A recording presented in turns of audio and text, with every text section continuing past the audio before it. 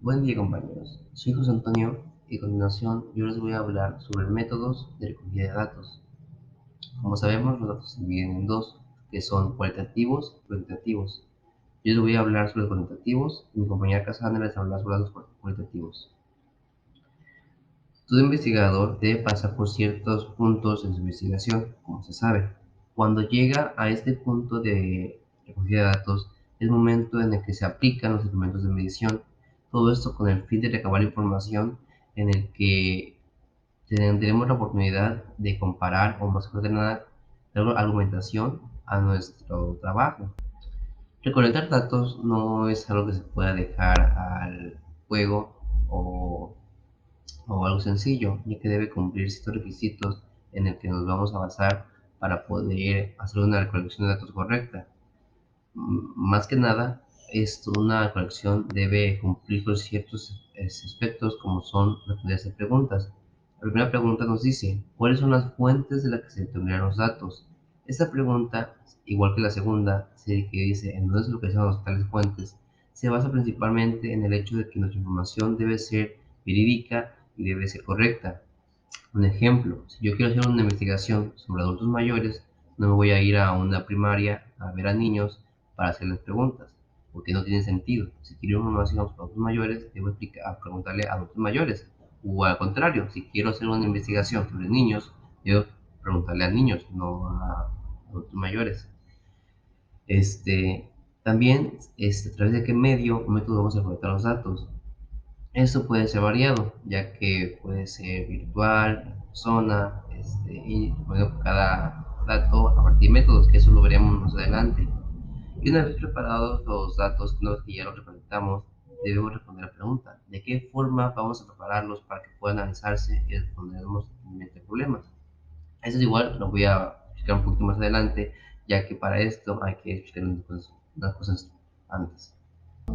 Toda medición o instrumento de medición debe contar con tres aspectos esenciales, que como sabemos son confiabilidad, validez y objetividad. Esto nos ayuda en el hecho de que nuestro instrumento sea correcto y sea válido, para que a nosotros aplicarlo su información sea verídica y sea correcta. El primer aspecto que habla es la confiabilidad.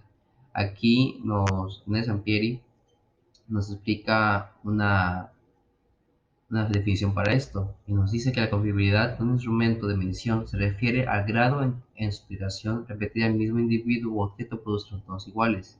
¿Esto en qué se refiere? Bueno, nos podemos referir a esto como el hecho de que si yo aplico un instrumento a la misma persona tres veces, las tres veces me va a dar las mismas respuestas. ¿Por qué? Porque debe ser confiable. No puedo aplicarle la misma encuesta a tres veces a una persona y que cada vez me diga una respuesta diferente. Eso no tiene sentido y no aplica de la confiable. Después tenemos lo que es validez. La validez en términos generales también nos explica cómo el grado de instrumento mide realmente la variable que pretende medir.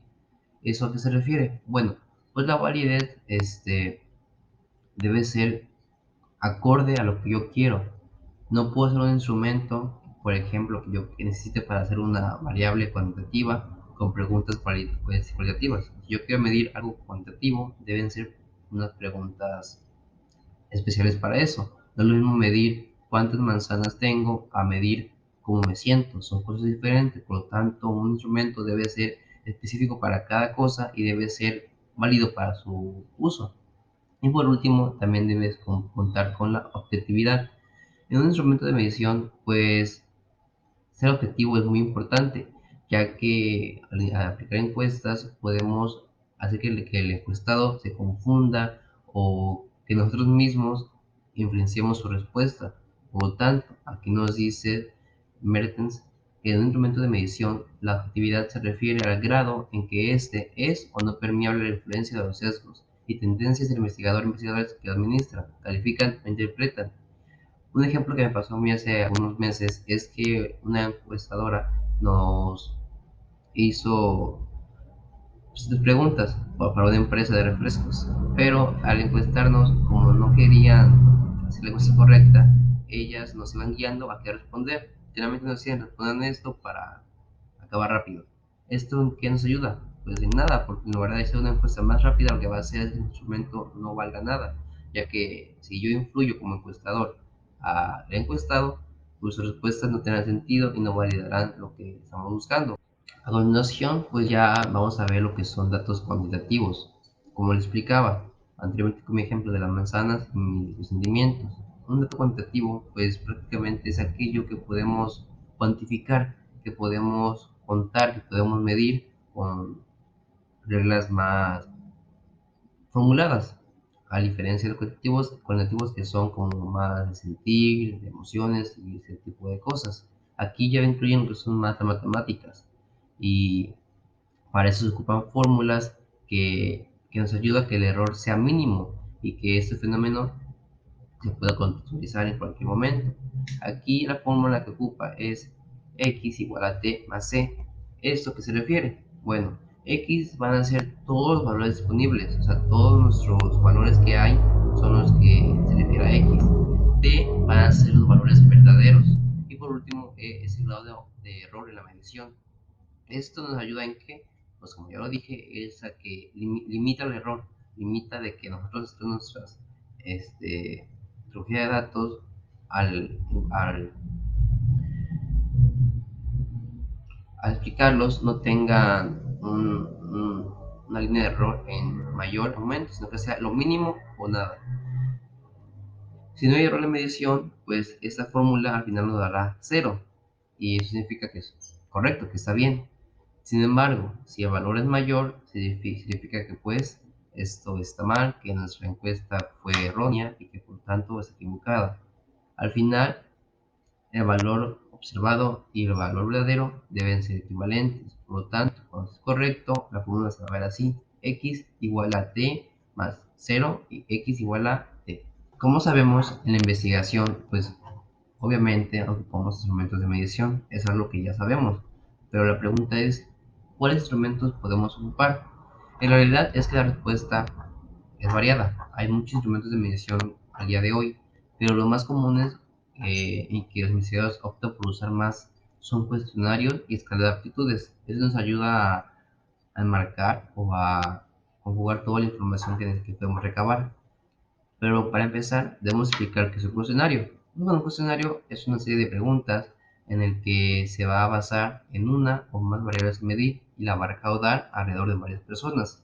Tiene características que debe ser congruente con el planteamiento del problema e hipótesis. Deben ser en un mismo plano. No puedo preguntar, no puedo hacer mi cuestionario sobre comida cuando mi hipótesis habla sobre educación. Deben ser congruentes ambas y trabajar en el mismo plano de investigación. Otra cosa también sobre los cuestionarios es que deben ser eh, variadas, o sea, los aspectos son muchísimos, puede medir prácticamente cualquier cosa. Por lo tanto, debemos a- eh, aplicar dos tipos de preguntas, que van a ser las cerradas y las abiertas. Las preguntas cerradas, pues, son con aquellas que conocemos como las que limitan la información de la respuesta. ¿Esto de qué nos sirve? Bueno, cuando queremos pasar a hacer un cuestionario, si hacemos preguntas abiertas, las respuestas van a ser muchísimas, van a ser muy amplias, van a ser demasiado extravagantes, pueden ser incluso, no sé, muchísimas, o sea, la respuesta debe ser es muy larga. Entonces nuestro deber como investigadores es delimitarlas, es ayudarnos a que la respuesta sea una, dos, tres, que sean unas opciones que pueda el encuestado contestar. ¿Por qué? Porque nosotros a calcularlas, a medirlas, si son respuestas muy grandes eh, no podemos calificarlas, no podemos unirlas en una sola, por lo tanto hay que delimitarlas. En cambio, las abiertas, pues obviamente no van a delimitar la información, van a hacer la respuesta que el encuestado nos quiera decir y pues, por lo tanto puede ser infinito y puede cambiar muchísimo depende de una persona. No es lo mismo que yo le pregunte a persona ¿cómo te sientes? Persona B, ¿cómo te sientes? Su respuesta puede ser muy variada. Sin embargo, si yo la limito, la cambio, en vez de cerrada abierta, puedo decir lo siguiente: ¿cómo te sientes? Le doy opciones: A, triste; B, feliz; C, cansado. Ya ahí cada quien va a elegir A, B o C. Por lo tanto, Es datos más específicos para nuestra información. Ok, ahora pasaremos a lo que son escalas para medir actitudes.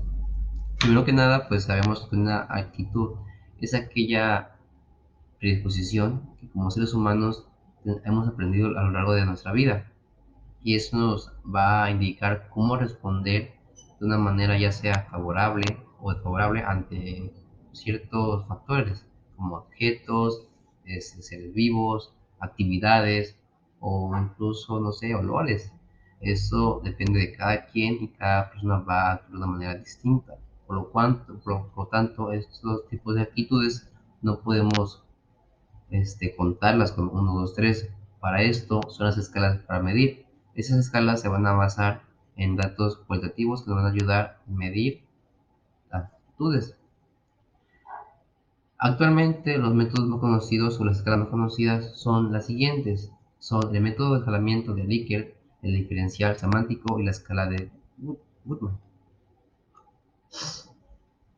El escalamiento de Likert fue desarrollado por René Likert en 1932. Sin embargo, a pesar de que son hace muchísimos años, hasta el día de hoy se sigue siendo vigente y es muy popular, ya que su valor es muy cerrado y muy específico. Nos ayuda muchísimo en nuestra información y consiste en un conjunto de ítems presentados en forma de afirmaciones o juicios a los cuales los participantes van a reaccionar. O sea, un ejemplo es, yo voy a darle a mi encuestado ciertas afirmaciones y le voy a pedir que él me diga del 1 al 5 y cómo califica. Y esta escala nos va a ayudar precisamente a esto, a calificarlo. A cada respuesta que nos dé él se le va a asignar un valor numérico y así pues vamos a obtener una puntuación respecto a lo que él piensa o siente, y esto ya será una codificación de nuestra información. Después tenemos la diferencial semántico. Este fue planteado por Osgood Susi y Tam Ten-Boom en 1957, y esto nos ayuda a explorar dimensiones del significado. ¿A qué se refiere esto? Bueno, aquí en este ejemplo se van a dar dos afirmaciones distintas que están en cada punto comparativo. Por ejemplo, van a dar cosas muy diferentes, o en caso de ser bipolares. ¿A qué se refiere eso de bipolar? Bueno, voy a decir adjetivos como muy gordo, muy flaco. Dependiendo de lo que elija la persona, al que se refleje más es el que va a calificar. Si él elige muy gordo, bueno, pues será muy gordo. Si él elige muy flaco, pues será muy flaco. Entonces esto se va a referir a lo que él, en dos polos opuestos, ya él se va a ir a su actitud que vaya presentando. Por último tenemos el escalograma de Goodman, que viene siendo prácticamente muy similar, casi resonó a igual a la escala de Likert, y esta se va a igual, se va a fundamentar en afirmaciones, juicios que yo como encuestador le voy a dar a mi encuestado. Es decir, voy a darle ciertas afirmaciones, le voy a permitir que él decida del 1 al 5 qué calificación ponerle, y al final eso será una puntuación que nos va a informar cómo piensa el encuestado. La diferencia es que aquí las frases tienen diferentes tonos, intensidades, y las escalas van subiendo por tal intensidad, por lo tal es la única diferencia que hay entre la Goodman y la Likert.